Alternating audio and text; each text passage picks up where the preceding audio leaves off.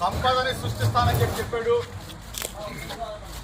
ఈ రూపంలో నారావారి సారా తయారీ కేంద్రాలు ఒకసారి కనుల విందుగా చూడముచ్చటగా చూడమని చెప్పేసి మీడియా మిత్రుల ద్వారా రాష్ట్ర ప్రజానీకానికి విజ్ఞప్తి చేస్తా ఉన్నా.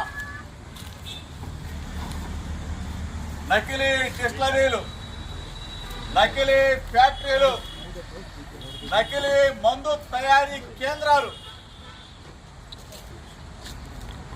ములుగునపేట, ఇబ్రహీంపట్నం, తెనాలి, మంగళగిరి, పిఠాపురం, కుప్పం, ఇంకా ఎక్కడ దాకా వెళ్ళి ఆగుతుందో తెలీదు. రాష్ట్రం మొత్తం కూడా నారావారి సారా తయారీ కేంద్రాలు.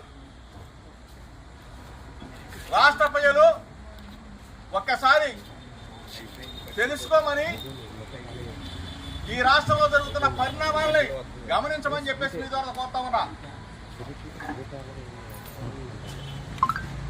దయచేసి ఇటువంటి మద్యం, ఇటువంటి కల్తీ మద్యం కేంద్రాలు పేద ప్రజల ప్రాణాలను హరిస్తూ ఉన్నాయి. కొన్ని వందల మంది, కొన్ని వేల మంది చనిపోతూ ఉంటే ఈ రాష్ట్ర ప్రభుత్వం, ముఖ్యమంత్రి చంద్రబాబు నాయుడు, ఉప ముఖ్యమంత్రి పవన్ కళ్యాణ్ గుడ్లప్పగించి చూస్తారని చెప్పి అడుగుతామన్నా. దీని మీద మీరు సమాధానం చెప్పాలి.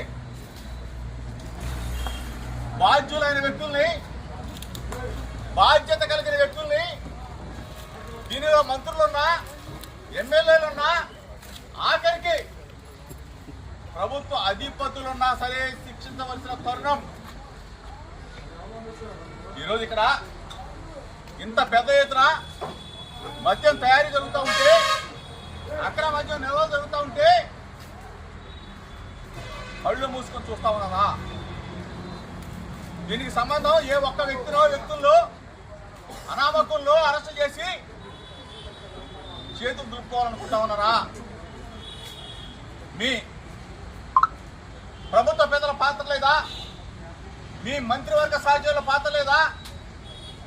ఇక్కడ తయారు జరుగుతూ ఉంటే స్థానికంగా ఉన్న ఎమ్మెల్యే కానీ, ఎమ్మెల్యే బామర్ది కేపీ పాత్ర లేదా అని చెప్పి అడుగుతా ఉన్నా.